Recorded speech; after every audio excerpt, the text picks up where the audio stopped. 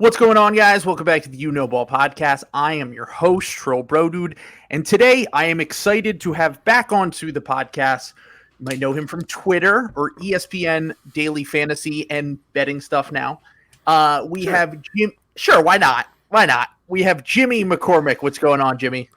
Jimmy the Greek now in the playoffs, okay? Nice. Okay. All right, I love it. I'm going to talk about hedging and, I don't even, not even sure how that works, but let's do this. Let's do it. Until we play the Bucks, and then you're no longer Jimmy the Greek. You can't rep that anymore. No, that has to go, yeah. And Jimmy the Greek's a terrible reference, because that dude was, picking football games in the early 80s, and nobody gets it, so, okay.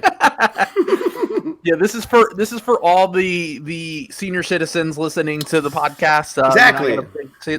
My grandmom, she'll get that reference. Trying to poach the Ricky crowd. Get over here, old guys. So the Sixers go to Toronto. They split the series in Toronto. Game one was one of the craziest games, I would say, of the Joel Embiid era, specifically capped off with the first game-winning shot of his career, which is hard to believe considering that, we kind of had to force-feed Joel a lot of the times down the stretch in these games before, and I believe he was 0 for 19 on game-winning attempts going into that game. He missed a game-winning attempt at the end of regulation to the point where I was DMing people and messaging people and saying, why are we letting Joel run the offense when Maxey should be the guy getting the shots down the stretch? And then in overtime, he made me look like a fucking idiot. And he hits the game winner. A great play design by Doc Rivers to get him open. Great presence of mind by Doc to even call the timeout to let that happen. And Embiid gets his signature shot. He gets a big playoff moment, and the Sixers go up 3-0. So let's talk about that feeling, that game first, and kind of how you feel coming out of it. I mean, it felt awesome. I mean, it was obviously one of the, it doesn't happen for us, that doesn't really happen. And for Joe, it's also those sample sizes aren't really as, it's a big sample size. What was it, 15 shots he's taken in his career. But then it's funny because it's, I don't know, it's whatever endpoint you want, right? Because he was right there with Booker and somebody else this year for effective field goal, points in the fourth quarter and effective field goal percentage in the fourth quarter this year. Meaning, so he actually drove you to a lot, clutch time, exactly. Yeah.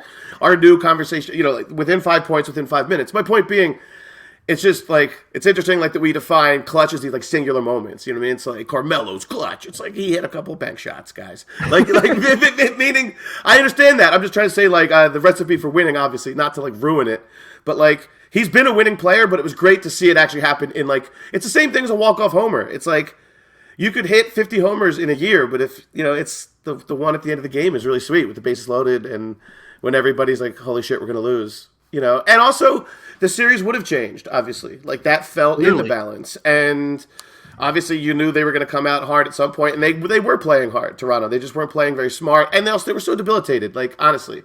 But my favorite minutia of the whole thing, it reminds me of when Patriots fans started complaining about Nick Foles' illegal alignment, was when Doc Rivers ran across half court.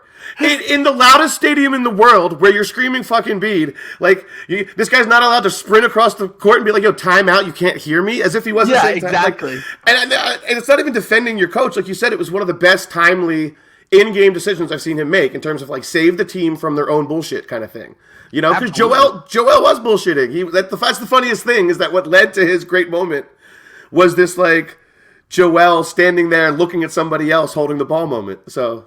Yeah, and kind of just going off of that point, that you've reached a point in the series where you're down bad when you're complaining about the guy running across, and also historically speaking about the Raptors and Nick Nurse himself. I specifically remember him being on the court in the bubble. Nick Nurse got an offensive rebound in the 2019 finals. So he was running onto the court like the protesters in Minnesota, folks. He was. So kind of just going back to what you were saying, Joel has always been the guy that sets up the context for the opportunity to get a game-winning shot, which is one of the things that I've talked about on here. Even though he struggled in big moments in the playoffs, he struggled in some elimination games. He struggled in some big fourth quarters. The entire story of the Joel Embiid era is we're dominating during the Joel minutes. We suck when he sits, and he creates the context of putting you in a position to win at the end of these games, which is why I think that Sixers fans always have given Joel a pass when it comes to this stuff. And it was good to finally see him hit one of those shots and just have a moment, because I feel like every player has to have, and of course it's the first round, and like I kind of going back to what you were talking about with the clutch stuff, like I joke about it, but like Damian Lillard is thought of to be like the most clutch playoff performer of all time because he hit 2 shots at the end of in the first round to win series, which honestly is an incredibly impressive feat, but ultimately it's 2 shots. And the narrative is now that he's this insane playoff performer.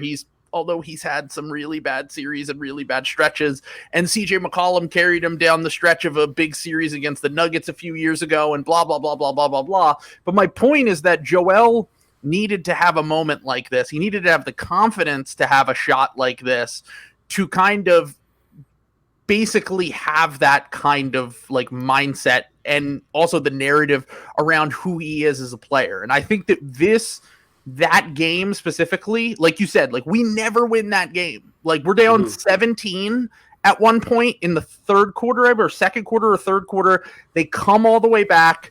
They're missing everything. The Raptors, the Precious Achiuwa misses 2 free throws. They're like, one of four at the end, right? Meaning in free throws for them, like with OG splitting. We're always on the other side of that. Oh, like, absolutely. It's always someone else hitting the shot. It's always us missing the free throws. It's us. And this turns out to be such a pivotal moment in the series because otherwise we're heading back to Philly. It's 2-2. Toronto, has kind of figured out a little bit of their, slowing down the Sixers half-court offense, making sure that they can get turnovers and get the ball out running. And I'd be shitting my pants right now if they don't win Game 3 with Harden on the bench at the end of the game because he fouls out, all of that stuff. But now I feel like, they laid an egg yesterday. The Joel news about his thumb isn't great, but it sounds like he's going to play through it. Of course, every time something good happens, we always have to have this little caveat of, oh, by the way, he has ligament damage in his thumb and he will play through it and he will require surgery after the season. But for now, even though they're down 3-1, even though they laid an egg and played a bad game, and Joel specifically played a pretty bad game, I still feel totally like, I think if any other coach or any other stars plural were on our team, Joel Embiid, James Harden plus Doc Rivers, no one would even be making the jokes about the 3-1 stuff. No one would ever even be talking about this because it still feels as though the Sixers are the better team and they should wrap it up in Game 5 on Monday. Yeah, everything speaks to that part, meaning the gap, right, in the two teams. But yeah, that was like hit the timestamp for Joel's season, that shot. And honestly, in many ways, you talk about like the narrative stuff that does drive legacy. It's like that's also in a lot of ways what messed up or fucked up the MVP race for him was that like all of these the windows that the voters, the actual, like it's not us but the voters, like not the larger sample, but those big windows at the end, they all lost by a few points. None of them were catastrophic outside of Brooklyn, which ended up being ironic because they look with them now. But I'm just saying, like the Sixers were competitive in all of those high leverage contests, like meaning legacy contests, like the Denver game, the Nuggets, the Suns, and it just sucked. But like you didn't check one of those boxes, and like voters want that, and they do. You are trying to convince like the boomers and even like younger. It's not even just that. It's then you're also trying to get the analytical crowd, and you would need something to pull them. To pull that crowd, I think, out of it in terms of like something signature, and it wasn't offered. So what I mean is, it's just interesting that like the lack of narrative, like wins for him, like storybook wins, the podcast wins that we can talk about, yes. And that's the other thing too. It's like, when are the Sixers fans going to get more than like one podcast rotation of positivity before we get shit on it? Meaning, like, you know what I mean? Like, it's only safe to go back into the national podcast waters like a couple times a year. And after Joel's game winner, I'm like, this is going to be amazing. This is going to be amazing. And then let's just like, a 42-minute conversation about Chris Middleton's like calf or knee, and I'm just like, shit. You know what I mean? And then like the next day the thumb thing comes out and it's like dun dun dun. So yeah, it feels like we can't really have a streak of positivity for sure. But here we are. I mean, it's still like look. Like, everybody gets beat up. I don't even know how. Like, we're making up this Kyle Lowry thing a couple years ago. It was his left hand, guys. Meaning, like he had the thumb injury. He had torn ligaments in his thumb. And non-shooting. Yeah, it was his left hand. And not that doesn't matter. It just that it matters. It wasn't his dominant hand. But he shot 43% from three. And then it happened in the second round. He had a fracture later that year. But, like, he had a surgery on torn ligaments in his thumb. Who knows? My point is random doctors on Twitter, I've seen screenshots that they think he's going to be okay. And that's all I care about. So if some random doctor on Twitter validates what I want to believe, then I'm running with it. Outside of actual medical things, but just this kind of shit. Well, we have two. Yeah, exactly. There's an important distinction there. When it comes to the things I want to hear in my ears and my brain that are not affecting the world at large, we should specify there. But the thing that I keep, and the two doctors that I trust with my life are Dr. Chow from Twitter and Doc Rivers. Those are who wouldn't my get guys. the lawsuit Chargers dude and Doc Rivers. Like, yeah, that's it. Those are my guys. That's all I need. That's all the confirmation that I need. I do think it is. I think it's significant that Joel seemed to be missing his free throws. Yeah, but they were rimming out. Yeah. I mean, but like they weren't in though. Yeah, a little bit of pain and a little bit of whatever could affect something like that. Sure. And he said it affected his passing and his rebounding.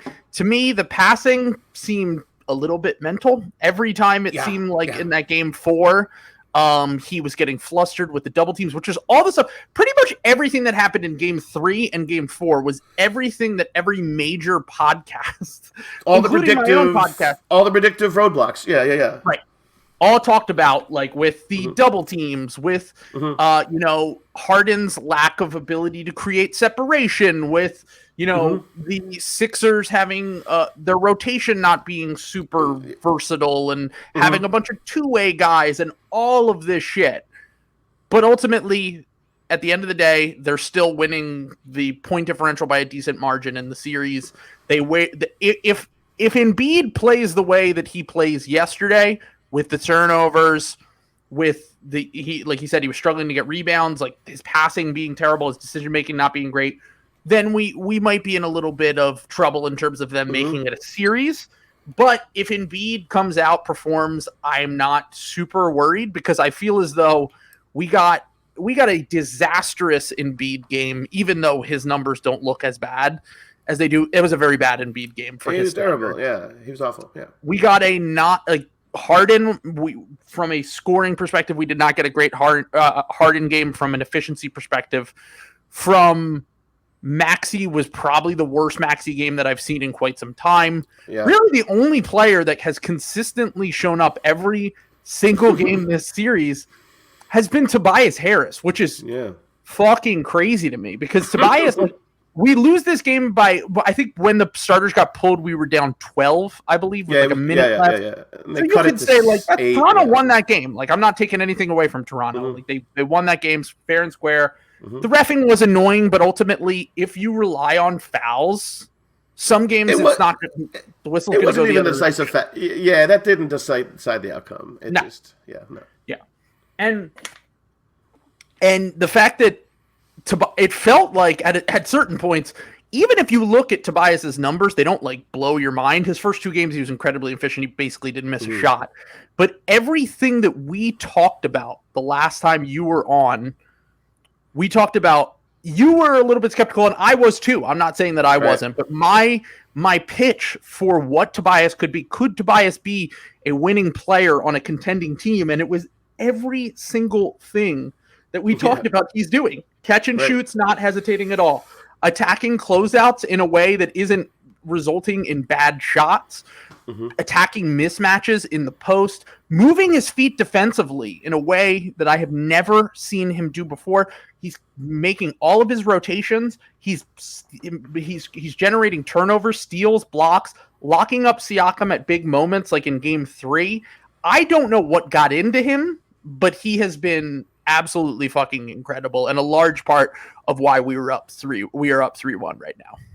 I mean, his book club is popping right now. Like, he's really like, you know what I mean? He's got the entire team actually reading.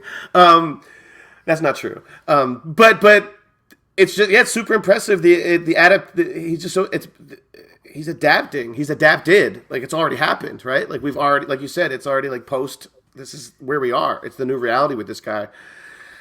We can joke like he didn't want to live in Oklahoma City and all these other things, but like really he just got his shit together and he really started filling in the cracks.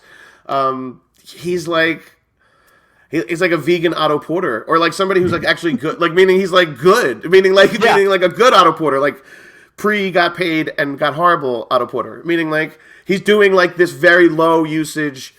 He has been allowed to pound the rock at times, but it's only when it's harmless. You know what I mean? So it's just, and like you said, like he's a part of also, obviously he's part of every major lineup, but even like 2- and 3-man lineups, he's like a part of all of their best ones. And I understand the samples are small, but they're really not, because it's 4 games and he's on the court a lot. So like, talking about like he's on the court for like 90 minutes with some of these guys, and he's always a part of some of these best outcomes, which it also has to do with the fact, like you said, is that he's playing 2-way basketball. And like, I didn't remember that when I woke up in the middle of the night to all these terrible texts when they traded for him. I did not think like, man, he's going to be a stopper one day. Like this guy. Yeah, exactly. I just thought like, I can't believe Jerry West got Elton Brand on the phone at 2 a.m. Like like that sounds like a terrible idea. But here we are. I mean, like, I'm impressed, and it's huge and next up is Jimmy. I mean, like, we don't want to look too far past it, but I mean, next up are more important wing battles that he's going to have to be a key, because this isn't a team that has forward depth or forward athleticism or any of that. Like, even the Matisse thing aside, like, there's nobody else we're waiting on that's going to play important wing defense. Like, so what if he didn't have this series, it'd be a much different series. Like because James hasn't had that 2-8, like he doesn't. He's not a glue guy the way that this guy's doing. Meaning, like, so it's impressive and important, and I didn't see it coming. He had this runway he was hitting at the end of the season, but I didn't know he was going to do this. I've been super impressed. I really have. Yeah, absolutely, and the defense is definitely the most important thing, because it is. I do wonder if the matchup, like, because it will be interesting, like, if the Sixers do advance, if Miami does advance to the next round, they're up right now. It looks like they're about to go up 3-1 right now as we're recording this.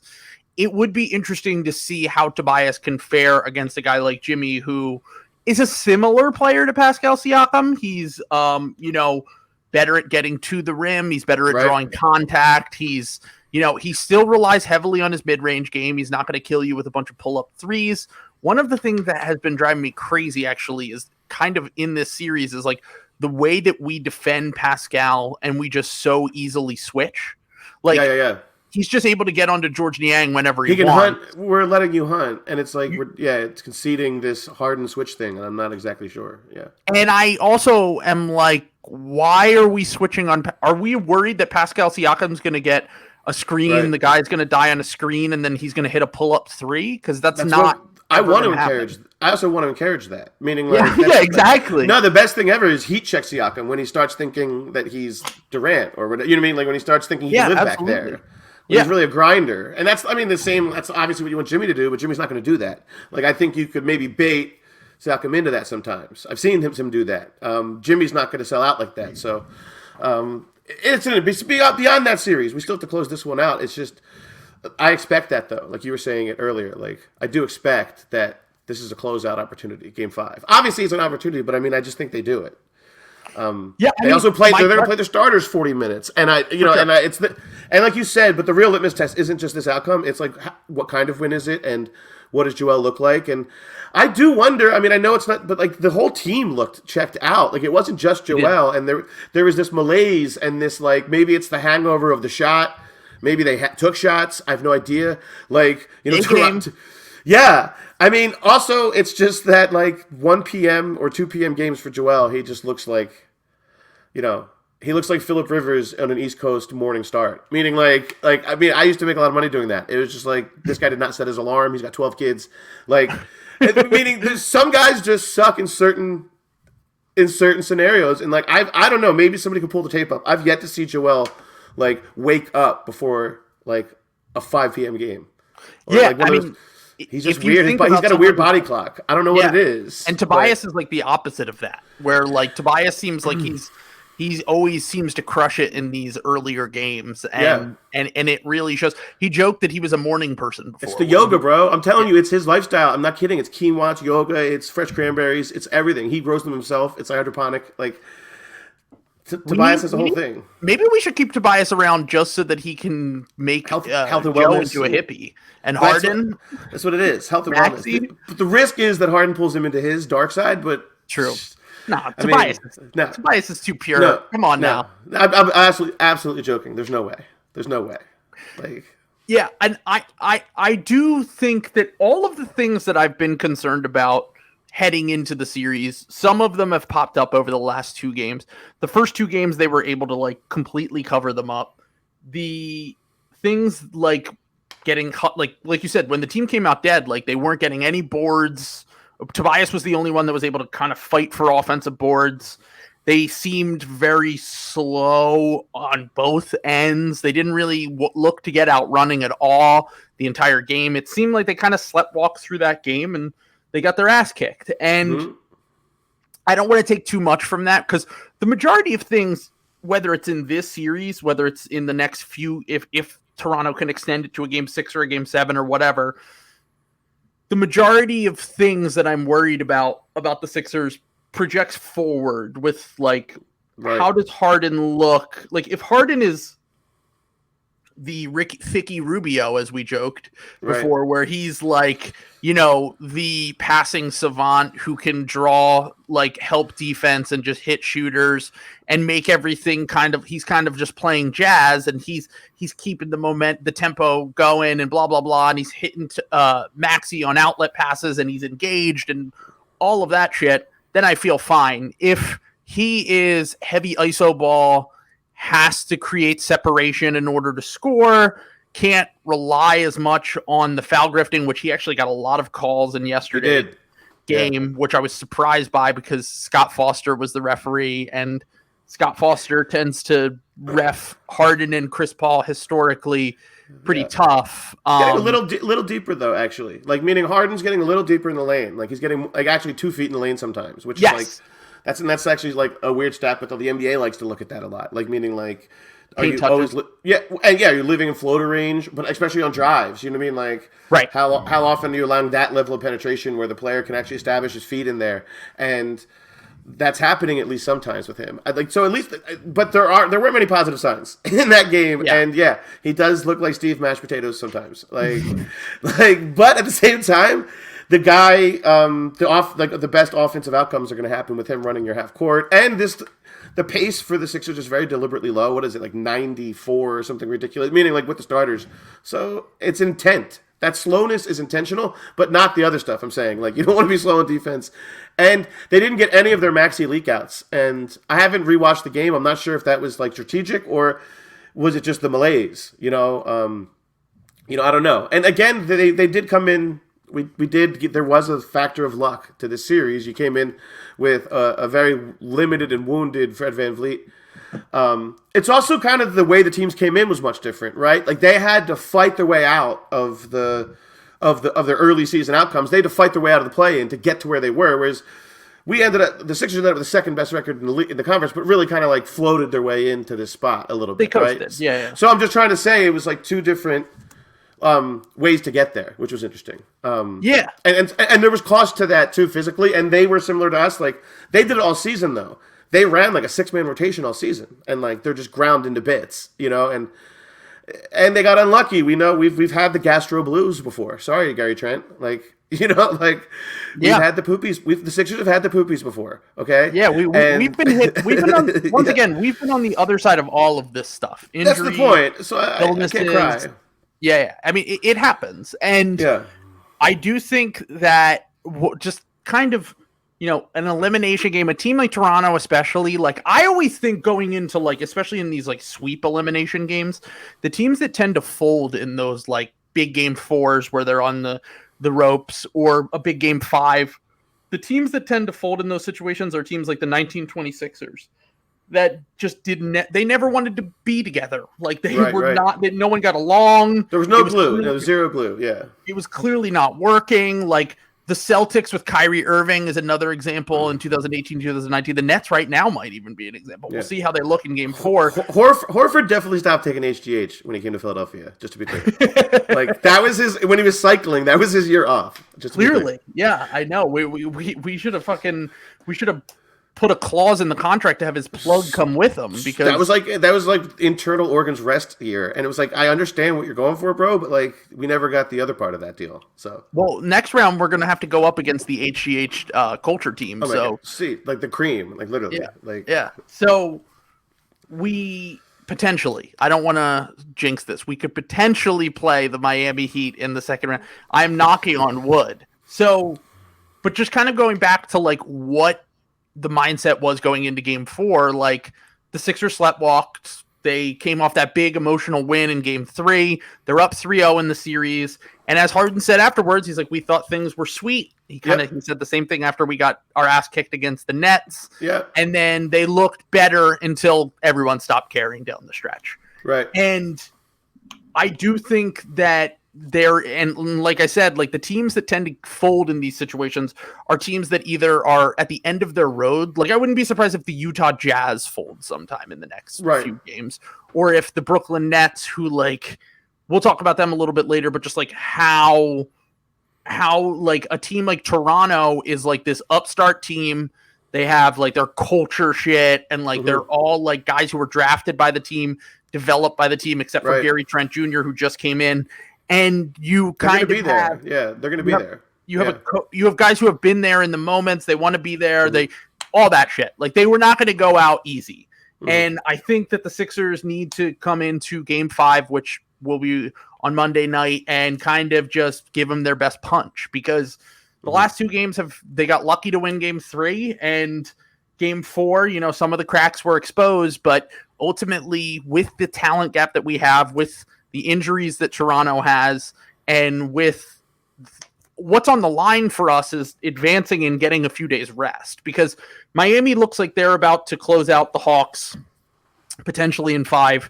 And we need to take every single thing we can get, especially with Joe's thumb and all that shit, so that we can head into the next round and be rested. And we know how much of a difference that makes specifically for James Harden. Oh, absolutely. Yeah, no, all those things are pivotal. And yeah, just like the title equity feeling, meaning like an actual title team closes here, right? Like they didn't have any closeout vibe or energy on Saturday. I think one thing though that we missed it was just that like the crazy part was they were still always one run away, and not even a big run. They were like a 3 possession run away the entire game until they kind of conceded at the end. They just couldn't score, right? But yeah.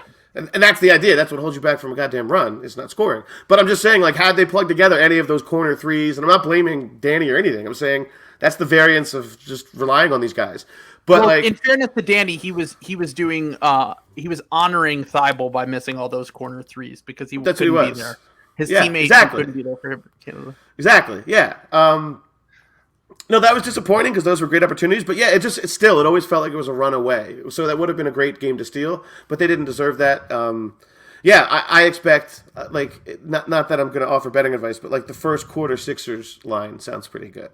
It's probably going to be 1.5 or 2, maybe 2.5. And the reason I say that is because it's the only quarter where Embiid's going to play 12 minutes, right? Maybe 10, but he's going to play 12. And Harden plays his 8. He leaves at 6 and then comes back. My point is like, it's when you have your net rating guys, and I just think that's not to give out a bet, but I just think like it's the quarter where you're going to know a lot, like Chiodo said, like you want to be up 34-15 and end this series. Of course, absolutely, and I think that.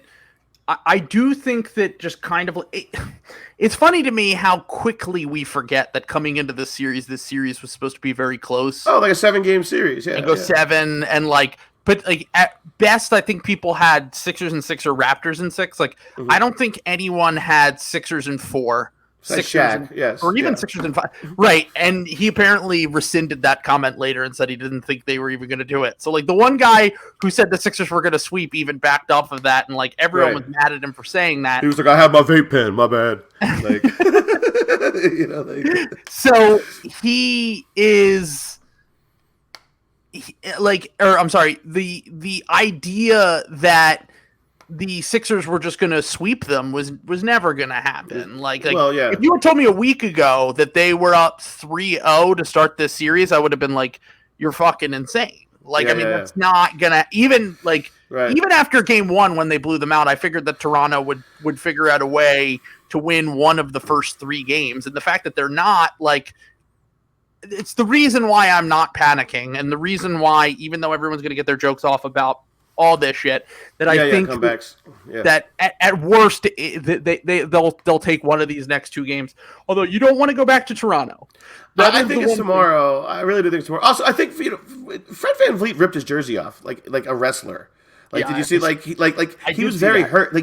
That's a moment when a player seems to know that didn't seem like your normal hip flexor. Meaning, I think something let him know he's questionable, but that seemed pretty big. But then he was clapping after the game at Embiid. What's going on here? I don't know. Just the jersey rip itself, it just seemed dramatic. It seemed like, I don't know. It seemed kind of telling this is a serious injury. I don't know. He's questionable, but that's how they would list him no matter what. It was weird. Either way, it's an additional injury that saw him leave a high leverage game, when it was still in the balance. So either way, he was hurt enough to leave and not come back in that situation.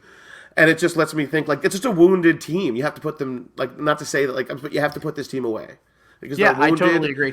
And I understand the idea of a dangerous wounded team, but it's also true. You just want to get them out of here. Not that they could beat you, but it could just become this terrible, hockey series that it already has that vibe. Just get out of here. Exactly. And for the runway of facing a Heat team that's going to, has its own health issues. And what I mean by that is that you don't want to give them extended time to heal either. It just or to have some advantage on you in that way. So yeah, absolutely. I do think that this game will be a telling game from kind of like you said, a championship team wins that, blows it out, whatever, blah blah blah. I do think that there is an element of have the Sixers really changed that everyone has in the back of their mind. Game 3 might have been the precursor to they have changed. Even games 1 and 2, the Sixers don't beat teams like that in the playoffs ever, unless it's the Wizards. And the Wizards last year were not nearly as good as this Toronto team is. It was a completely different conference, really. You know what I mean? Yeah. The bottom of that conference was so different. Absolutely, yeah. The Hawks are struggling against the Heat right now, but this Hawks team is much better than that Wizards team, and they were the 8th. Exactly. Right. That's what I mean. So it does feel as though the Sixers should close this out coming home. A few of we talked about that we feel very after the first few games. I feel great about Maxey had one bad game. He was inconsistent in the Toronto games. I feel very good about. I feel great about where Tobias has been. I'm a little bit concerned about Embiid because of the injury. I'm a little bit concerned about Harden. I thought Danny has looked fantastic in the majority of the series so far. He's exactly what we need, that small forward position. This was part of the reason why I always felt as though he should be playing over Thibault. He should be starting over Thibault because he makes the half-court offense that much harder to guard. And then defensively, while he's going to get burnt by some smaller guys, and athletic, shifty guys, help-wise, he's still very good on help defense. He's gotten the team out running. He's gotten some key turnovers in this series. The one bench player, now that we think, we hope, we pray that DeAndre Jordan is out of the rotation. We will see how Doc does in the next series if they advance and they're facing against Dwayne Dedmon. The monster that is Dwayne Dedmon. Yeah, exactly. Yeah. Who's 7 foot, which might break Doc Green and say we can't play Paul Reed against. Who, by the way, B-Ball Paul had many fantastic moments, even in the bad game, including a corner 3 that he hit. Right. Yeah. Maybe the ugliest shot form I've ever seen in my life. My favorite play was his adjustment under the basket that he made. Oh, that was great. That quick adjustment. That just showed a level of agility and It just was a really, really like it was a play. Like he made a play, out of nothing. Like that could have been a dangerous play to any other big, Yeah, So. absolutely. Yeah, I think that I might have undersold just like I knew Paul Reed was better than DeAndre Jordan and Paul Millsap, obviously. I never suggested that he was not, but I might have undersold how much his rebounding, athleticism, just like be a dog, basically. That's what we. Well, it's also I just think he feels a quote like the team's gap was like the void was so huge. You know what I mean? It's like the Eagles added Darius Slay. It's like holy shit, somebody can cover somebody. And what I mean is just like it filled such a void of competency.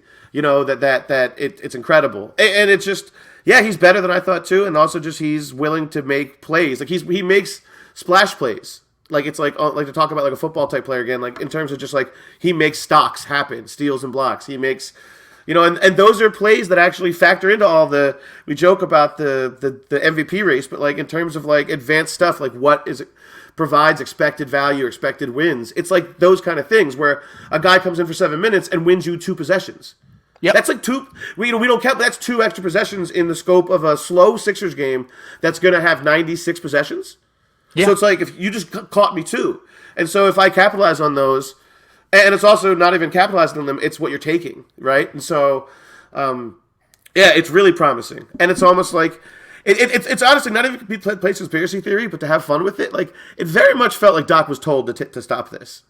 Like the entire thing, like just reads like I was told and I hate this. Like he was told in the golf tournament he couldn't use this like fucked up lob wedge. You know what I mean? He's so pissed off about it, and he just kept talking about it at like weird opportunities, luncheons. He just kept talking about this fucking lob wedge, and it was like, Doc, no one cares. And like meaning like his lob wedge is DeAndre Jordan. You know what I mean? He just like kept cheating, and it was like stop.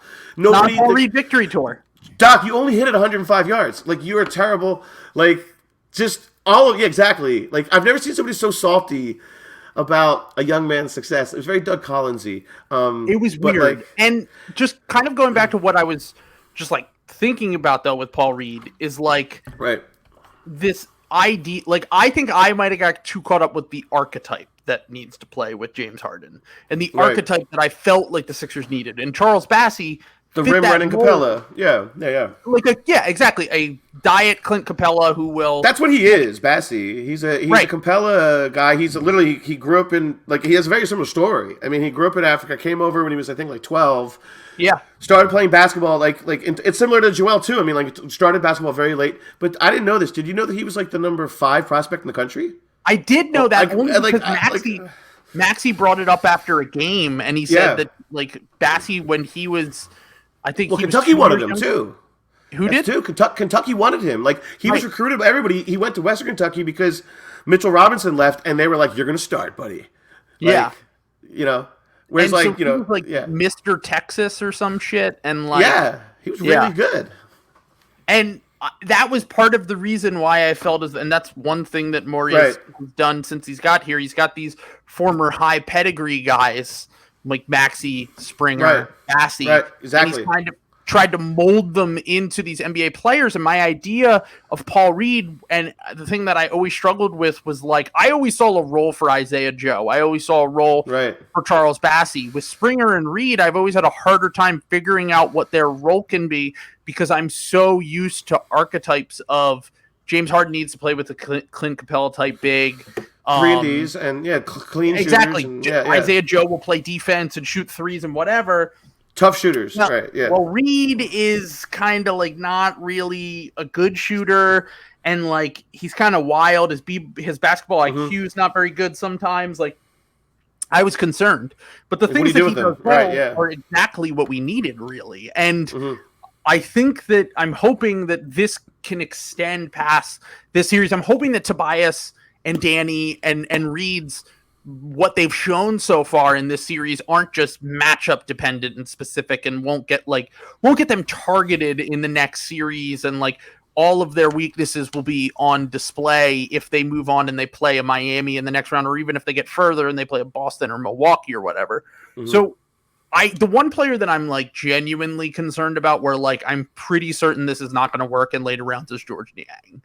Because I feel like someone texted me yesterday that he's shooting like he's like 9 for 13 from 3 on this series or and he's something. still like, yeah, it's still terrible. And he still feels like a negative, right? Yeah, it's bad.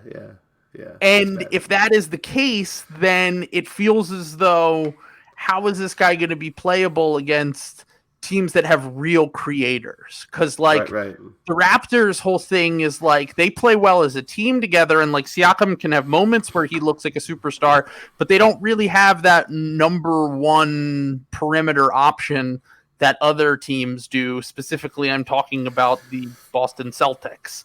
Like there's no way Niang could be playable in a Celtics series, but I don't know if the Sixers have a ton of other options to go to because they do need a shooter like George Niang. Like it's just kind of a weird thing where like I feel like Niang isn't playable past this series, but they might not have a choice. I mean, that's the reality of the roster, right? In a lot of ways, it's also the reality of like the holding pattern that that whole situation created, right? Like you're able to pull off the big move, but there was no time for really ancillary fits and the things that you're talking about. Some of the more traditional fits that you would look for with a Harden roster. Like I don't think he just abandoned those. I just don't think there was time to prepare, right? He couldn't have like pre-shopped for all that shit. Like even though he did draft Bassey, thinking he was going to trade for Harden. Like I was convinced, you know what I mean? Like that part's true. Do you know what I mean? Like he was just in case I'm going to spend this pick. But yeah, I suppose like looking to Miami, like I do think he has a role against Miami because Tucker and stuff like that. I do think there are some like corner forwards and even like maybe like Strus won't hurt you so bad, or even Duncan Robinson, like meaning guys that like Robinson's not true. He would get absolutely killed. That's terrible. Because he's just going to run him around in screens. You know what I mean? Exactly. But my point is like, but maybe you could hide him for like those 12-minute stints where like we could get him against Tucker or something. But I agree, his like utility is already out the door basically, right? But Toronto's a good matchup in the sense, even though they're hurt, they're like, this is just their good like version of the rest of the teams you're going to face. Just like like meaning they're all this entire East. I'm saying has this archetype of just like. A ton of competent wings who, you know, to varying degrees of like what can they do on offense, and obviously Boston being this like supreme terrible example that I don't that I resent, but Miami has some flaws too here, right? And Kyle Lowry, like I've tweeted this before, and it's just like he's 40% made of nougat. Like the guy has become a confectioner. Like he's not the same guy he was before. Yeah. But he's still really special. But like point of attack wise, all that stuff is true. I just think like he is like their Van Vliet. You know what I mean? Like he may be coming in a little bit limited, and he might not be the full story of what he was. Because I'll tell you this much: before he got hurt, the best lineups in basketball in the playoffs so far, limited samples, were all with Lowry and the Heat. And still some of the best, obviously this season, some of the best net ratings in the whole like big sample lineups have Lowry in them. So he's the kind of guy that's just huge. Lineup work. Yeah, it's just huge. I'm just saying it's huge what he's like too. We talk about what Harden looks like. It's going to be huge what he looks like too. I'm saying like it's just whereas like Boston, at least thus far, doesn't have any of those risks. Like they're the only team so far who has only gotten better in terms of like their health and their availability. Right, like their rotation got stronger, and so we'll see how that plays out. But like. It's just strange. We always like a couple days ago. I don't know if everyone's like, the seas are parting. Everybody's getting hurt. Like right. the championship path is opening, and then it's like, slow down, guys. Slow down, okay? Because you're going to learn so much about thumbs over the next 2 weeks. Like, yeah, I mean, we should never get too far ahead of ourselves. It's things like Doc said. Things can't get worse, is all we know. And I'm like, oh, believe me. They can get worse. They always can get worse, dude. Come on now. It's like an Always Sunny's episode. Like, what are you doing, Doc? Come on now. So I do think that my prediction is that they do close out. I don't think it's going to be a blowout, but I think that they close out the series tomorrow night. I think Toronto gives them like maybe a tough first half. Maybe they get back into the game at some point, but the Sixers do close them out. I think that. I just feel as though the talent gap, especially with a compromised version of Toronto, is too big for them to just sleepwalk through another game. and just kind of come out flat. Like, I think that as much as Toronto has figured out some things, that the Sixers, like you said, were always within a stone's throw of them. Like I said, like I tweeted during the game, I said a big story of the last two games is that the Sixers have played some of the worst basketball I've ever seen, and they're down 5. Like that's how it felt. And I'm hoping that they can close this thing out. I do think that they probably will on Monday night. Don't want to go back to Toronto, but let's wrap up this episode. Let's talk about something a little bit different with, I think the teams that the teams that I fear are the same teams I've feared all year, which is like mainly the Celtics. Like that's like the one team that I have not felt great about facing off against matchup wise. I feel like talent wise, I've picked them to go to the finals in the Eastern Conference. I think that they're kind of hitting their stride right now again, even though they haven't looked amazing. They still have handled the Kevin Durant, Kyrie Irving Nets, and that scares me a little bit because I don't think the offense is that amazing. I'm going to say it. Like I think it was the number one offense for all this time, but like even in this reduction, this playoff reduction, it's still really good. Yeah. But it's not like it's playing. This Nets defense looks like shit, and it's not carving it up. It's still like, again, it's a team that does take difficult shots, but they also make a lot of difficult shots. So I'm completely absolutely. I wanted to offer that one ridiculous caveat that doesn't change anything about them being a title threat. I don't feel great when we talk about the Sixers. I don't feel great about the fact that I feel like the Toronto Raptors have gotten a lot of open threes over the last 2 games. I feel they don't convert their open threes all the time, which is like some of them are to the right guys. Like some of those threes are to like the Thad Youngs of the world, stuff like that. So I think some of it is like choices, but again, it's also just like foot speed shit too, right? We have Danny Green like trying to make like big closeouts, and like he's valiant efforts, but like you said, that's why guys like George won't be playable. You're gonna have to, and you're gonna have to have some sort of. That's where Doc's gonna have to get creative, and we're gonna have some like small weird lineups. You're gonna have to see. Honestly, you're gonna have just press everything else more, and just extend everybody else more, and then find some sort of gaps. Whether it's Reed playing more, like seriously, it's gonna be some weird stuff. But that's also how teams have to do it. Like Wes Matthews starts on a title contender. Like what I mean? Like he's a buyout guy 2 years ago. I'm just trying to say like. Yeah, you do have to piecemeal things together. That's not a great example, but I'm saying like not every roster is full of these. Not every roster is full of these ideals.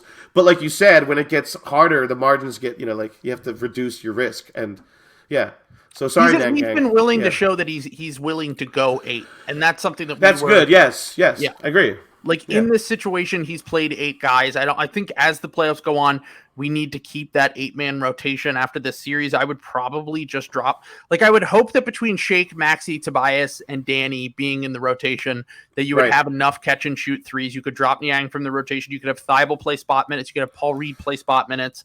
And Shake's gonna have to play, is what I'm thinking. Like meaning, I actually think Shake would be the guy just because of the fact that he can move his feet. Like whether that, and you'll find out quickly. I don't think it's like he gets this huge leash, right? Like you're saying, like he would just have to keep experimenting. But he naturally seems like the first guy up in the George can't move his feet, competition. Yeah, and shooting wise, he looks like his shot is normal again, and his willingness is back, and and he is most comfortable from that corner, which I'm fine with to do it. Yeah, that's what George is doing mostly anyway. Like he doesn't have that 2-man game obviously with Harden, but it also doesn't come at the expense of everything else, right? So and also you trust Shake a lot more when it comes to. Anytime the ball is in his hands, he's doing a lot more off of the dribble than George Niang or Danny Green. Bring the ball up if you need to, on an outlet. Right? Yeah, exactly. Yeah. But kind of just pivoting this talking point from the Celtics and kind of my fear of the Celtics and even Miami with their shooting, maybe who knows, is talking a little bit about the Brooklyn Nets, who are on the verge of basically they're going to be the only team in this playoffs that is potentially not going to win a game, which is crazy because Toronto won, the Denver Nuggets won earlier today. The Nets have their backs against the wall against a team that looks like they have their number and is just better. And something I came into the series, like I picked the Celtics in 6. After game 1, I changed it to Celtics in 5 because I felt like the Nets were lucky as fuck to be in that game.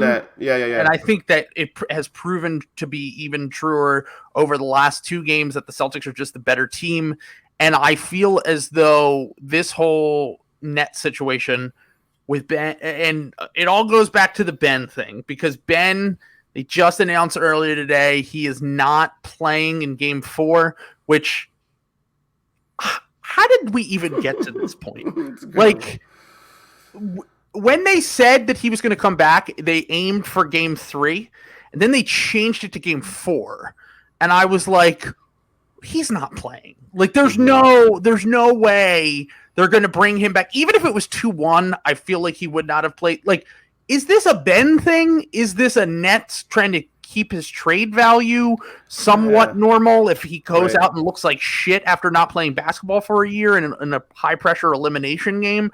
Or is this just, like, the Nets kind of being like, fuck it, the season's over, might as well save him for next year? Not worth it. Yeah, it could be all, like, so many of those things. Like, it's so odd. Yeah, I mean, the people who said he won't ever play again, like, I don't know if you got that on Bovada or something, or whoever took that, like, good, like, congratulations, whatever that was, like plus 2,600, like, no, seriously, like, it is shocking, but it's also this team, and I don't want to say, because I'm from the process, I'm just trying to say, like, it does seem like the implications of, like, an Insta team, meaning, like, and it's also, it reminds me, though, too, of, like, what the Sixers used to operate like the year that we traded for Jimmy Butler, and then at 2 a.m. traded for Tobias Harris, and then 2 months later we're like, fuck it, culture, Uncle Al, and somebody tell we made these terrible trades, Josh Richardson, throwing shit at the wall. Right, and like there's instant identity shifts, and like not that the Nets have done this, but what I mean is like they like chased, and like. Like their Jimmy Butler trade was the Harden trade. What I mean is not that there's exact comparison, but like there's just literally no roster cohesiveness throughout this whole era that they've had. They like gutted the kind of the culture that they talked about, the framework they talked about. That like what the Clippers. My buddy was saying the same thing as the Clippers, and I disagree because the Clippers have had this terrible injury variance, which they signed up for that too. 2 guys who have that. Not to say that they earn. I'm saying that's just the nature of their basketball cards. They miss games, but they have a great system around it. They actually have the shit for it. The Nets never even got the shit for it. You know what I mean? Like, and again, the health hit them, but it just seems like this is the end point of a team that just was like constantly changing their DoorDash orders. Do you know what I mean? Like this, they just have no idea what the fuck they want. And they had to pivot. They got in this weird situation, and there are going to be books written about it, and there are going to be things written about like how it really happened, It's also strange that it's this vindication of James Harden because I'm not actually sure that's what this all means. What it really means is that I just think it's a franchise that like it's really what it really is. I'm babbling. It's really that it's a franchise who just gave the keys to Kevin Durant and Kyrie Irving, and it didn't work out. They drove the car off the road. Yeah, yeah, and all of it kind of comes back to like. 9 times out of 10, 99 times out of 100, you sign Kevin Durant and Kyrie Irving if they want to come to your team. Like, of course you do. No, you did. They didn't do anything wrong. No, I know. But getting them, but the rest of it sucked. Having parameters in place, right, is kind of what we're talking about here. Where exactly, yeah. Absolutely, and even when they traded for Harden, I was like, "Duh, yeah, go get Harden." Randy Moss sucked in Oakland. Do you know what I'm saying? Yeah, and like a year later, was like, "I'm still the best, guys. I just couldn't do it." Yeah, exactly. So, like, I do think that there was a level of, like you said, they were constantly changing on the fly for things that came available. The fact that the Kyrie situation, whether that between Kyrie and Harden, all that shit, might have blown up the whole thing, but ultimately having the parameters in place where like we have Daryl Morey and like, I think that the way that the Sixers have done it, and I think the way that other teams around the league have done it, which is basically like, yeah, Joel Embiid's going to have some say in some things. Right. And fucking, I'm sure Jason Tatum has some say in Boston and Giannis has some say in Milwaukee and all that shit. But they're not going to control the entire culture of everything. They're not going to be hand-picking whatever. They're not going to sign DeAndre Jordan to a 4-year. Yeah. They're not like we're getting Derek White, okay, guys? Like, do you know what I mean? Like, it's just that's not how that works. Yeah. So wait, I'm sorry. What about Derek White?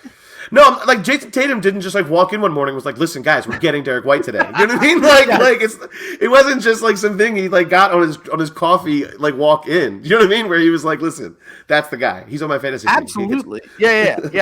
And one of the things is like, and I'm not even saying like, look, like LeBron forced the Lakers to trade for AD and won the title because of it. Like, it worked. This has nothing to do with like player empowerment or like player general managers or whatever. No. But It can go wrong.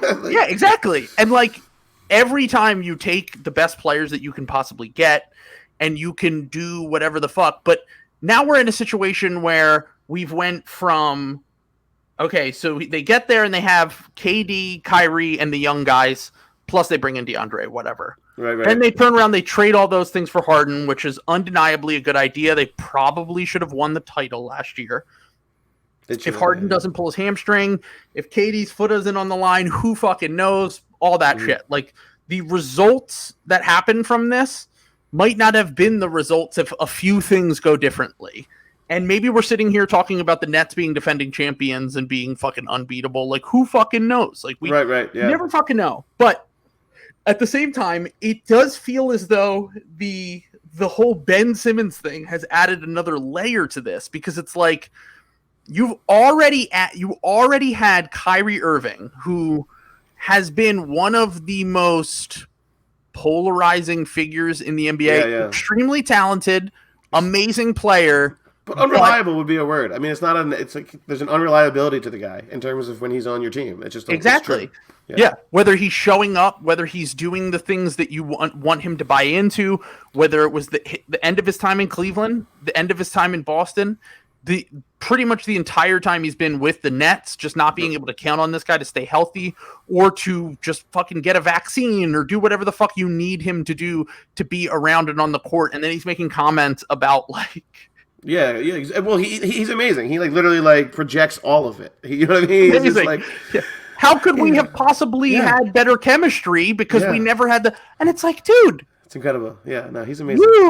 But the best. He's a gift, though. I'm so excited. He makes my buddy. My buddy, I love him though. Tweeted a screenshot with that quote about how could we have had more chemistry and all together, and he just tweeted a quote of Walgreens locations in the New York City area. I mean, it's incredible the dysfunction there, but like again, it's KD also just seems like he was like riding along and like, come on guys, get your shit together, but just paid the cost for riding with his best friend, and that's okay. Exactly. And also the funny thing is too, like this is like the nadir, this is the low point, and like they could be a 60-win team next year. Like, I think they're going to be really good. Yeah. Whether they keep Ben or they can find a trade this offseason that some teams like. Because think about it like this. I ultimately think the reason why they haven't won this series is because they've faced an opponent with an elite defense that's been able to. Terrible matchup for them. And they didn't have any preparation. They came in, and it's Steve Nash is just like. Vibes guy. And it's like. It's like it's his indictment of him, but it's like that's also like what he is right now. Up for, yeah, exactly. Yeah. And so just kind of like talking about like KD, Kyrie versus like, yes, this is a bad matchup, all that stuff, but like ultimately what it comes down to is like Bruce Brown is hitting his shots. Yeah. Patty Mills is hitting his shots. Like if Kevin Durant is not the number one amazing Claxton's playing pretty well. Yeah. Like honestly, everyone but Andre Drummond has been pretty good role player wise for the Brooklyn Nets. And it feels as though if one of those two guys, and I think that whether it's they keep Ben or they bring in some other guys this offseason, like I don't know. I used to just think I had kind of Daryl Morey brain. I kind of had Sean Marks brain. I kind of had the brain of like, just get the talent and it will figure itself out. But now I feel as though you need a balance of, yes, you need the talent, but you also need to make sure that talent is reliable. You need to make sure that talent gets along. You need to make sure that talent is part of it and not all of it. And I think that right now, like with two of your three best players, because Ben Simmons is their third best player when he's healthy. Two of your three best players are the most unreliable players that we have ever seen. Yeah. And how do you go about, like, if I had to make a bet right now, if there were odds on this, I would, and like, there's any team that's out there, because keep in mind, Daryl Morey didn't want to trade Ben Simmons for anything but a superstar. Right. If the Detroit Pistons offered Jeremy Grant and picks for Ben Simmons, I don't know if the Nets turn that down right now.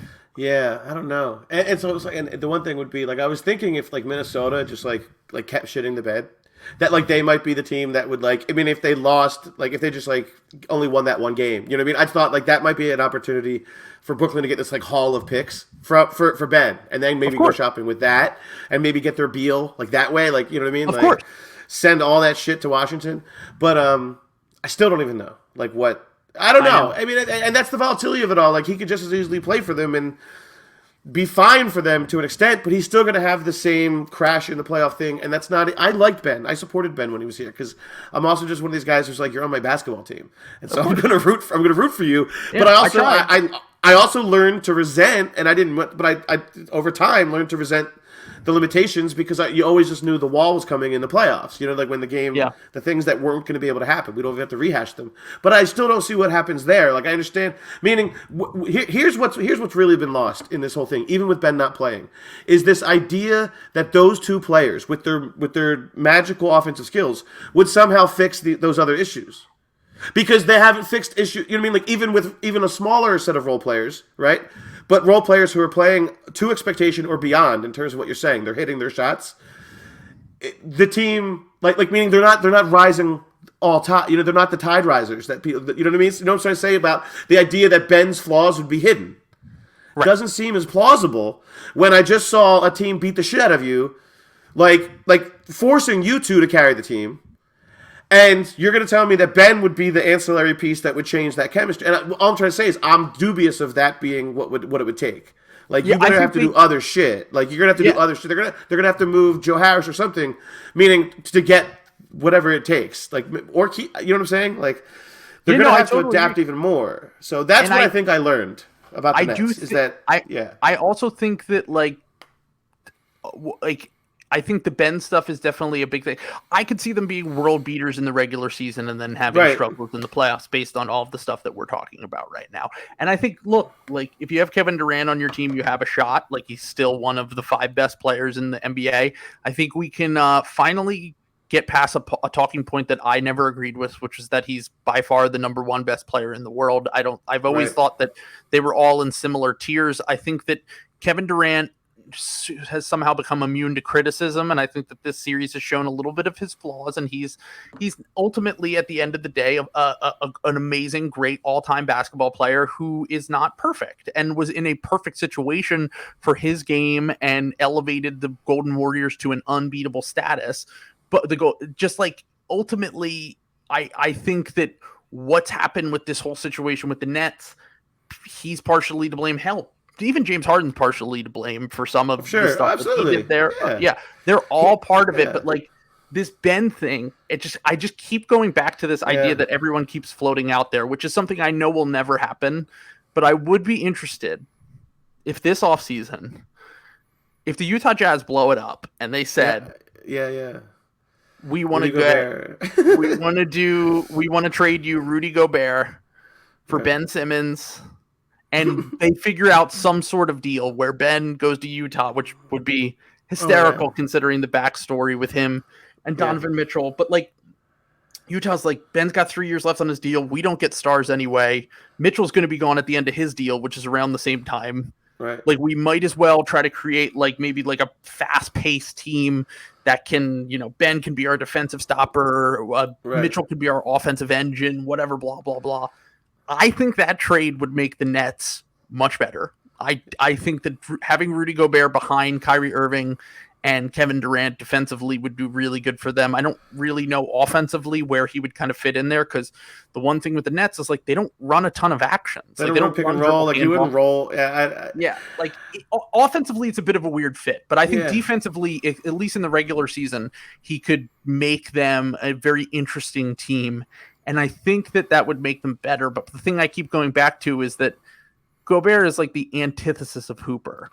And they're also like overworking the batter again. Do you know what I mean? Like meaning, not that they even got anything, but that's not even true because they never even had a Ben era. So I guess, you know what I mean? Like, do you know what I mean? Like, but like just pivoting, I mean, in terms of like your intentions, you did shop the league with James Harden. Now, obviously it was a very limited market, right? Like they didn't really shop the league. I'm saying this year for him. Yeah. But my point being like, Yeah, man, it's just super weird. The NBA is a crazy fucking place. It really is. Like, we're talking about Rudy Gobert for Ben Simmons, and you're not even joking. And No. it's just like, it's like you really mean it. Like, you mean it with your head. Like, you mean those things. And Yes. like, I mean, I get it, but I'm saying like, that's completely a possibility. Like, Yeah. it's incredible. Like, I would buy a print of like him wearing one of those like terrible alternate jerseys, like the new ones, like those new mock-ups. It's like a bright yellow Jazz jersey. The young socialite in Salt Lake City. I need to see it. Oh my god! Like, I don't even know if do they have enough Wi-Fi for him. Like, it's gonna be great. But I would love it. Look, this East is still exactly what we thought it was. Like, it's just you're just knocking off the Nets. You know what I mean? Like, that's the only thing that changed. And well, besides Middleton, but I just mean like everything else seems what we expected. So it's like it's the same battlefield. Do you know what I mean? It's just that we're starting to learn. Like you said, we're oscillating a little bit with who these Sixers are. But I do feel like the reduction of the team, meaning making it just it's really the outcomes. What I'm more comfortable with is the outcomes are really going to come down to how Joel, Max, how our like top four play, which wasn't always the case before. You know, so and we're adding a fourth in there, by the way. Did you catch that? I did. That's crazy. Number 4, Tobias Harris. I meant Paul Reed, but yeah. No, yeah. Can't believe we're here. We're in the B-ball Paul era. All right, Jimmy. The Tobias Harrison Barnes. So Tobias Harrison Barnes, baby. That's all we need. 4 starter. Let's go. Yep. We need it. We need this run. Get me to the Eastern Conference Finals at least, please. Don't let us down. Win tomorrow night. Make light work of Miami. And I know things will never be this easy, but I need to see it happen. Let's just believe it. Fuck it. All right, I got to get out of here, but thank you so much for coming on Peace. again, Jimmy. I really appreciate it. Talk to you soon. Peace.